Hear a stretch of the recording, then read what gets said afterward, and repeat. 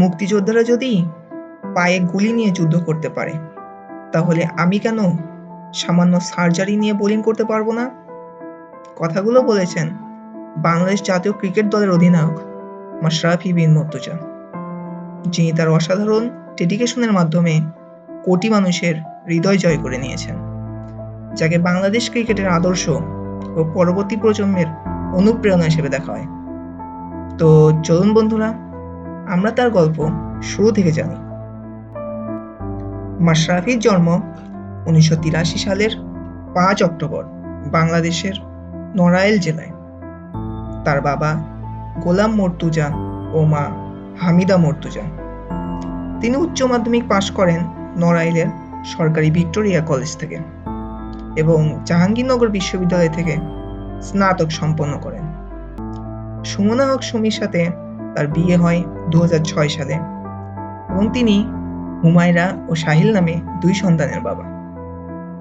মাশরাফি ওরফে কৌশিকের টেস্ট অভিষেক হয় ঘরের মাঠে 2001 সালে জিম্বাবুয়ের বিপক্ষে।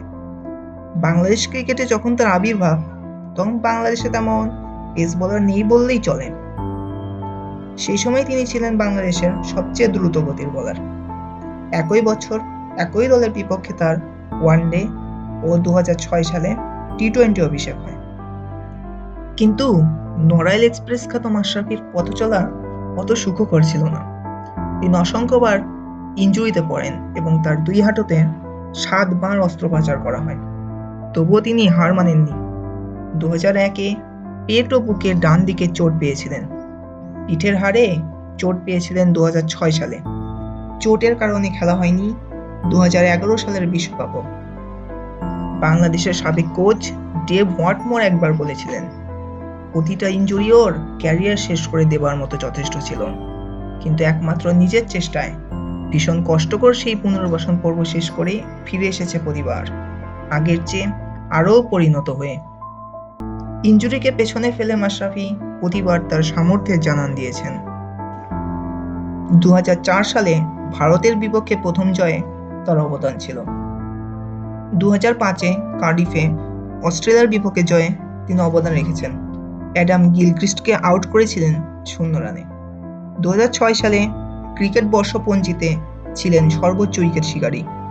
2007-এ বিশ্বকাপে ভারতের বিপক্ষে জয়ে তিনি হয়েছিলেন ম্যাচ সেরা। 2009 সালে তিনি প্রথম টেস্ট অধিনায়ক হন, কিন্তু ইনজুরি তাকে একটার বেশি আর টেস্ট খেলতে দেয়নি। 2014 সালে তিনি বাংলাদেশের ওডিআই ও টি-20 ক্যাপ্টেন নির্বাচিত হন।